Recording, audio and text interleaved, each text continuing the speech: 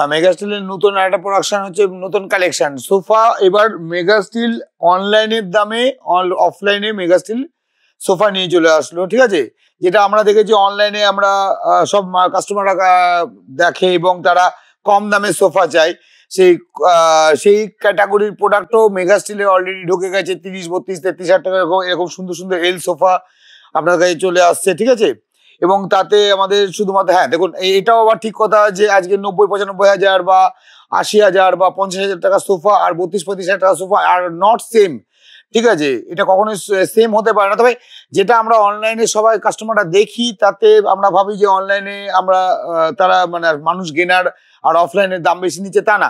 সব প্যাটার্নের মালটা অফলাইনের যারা ডিলার আছে তারাও রাখতে পারে চেষ্টা করলে, ঠিক আছে।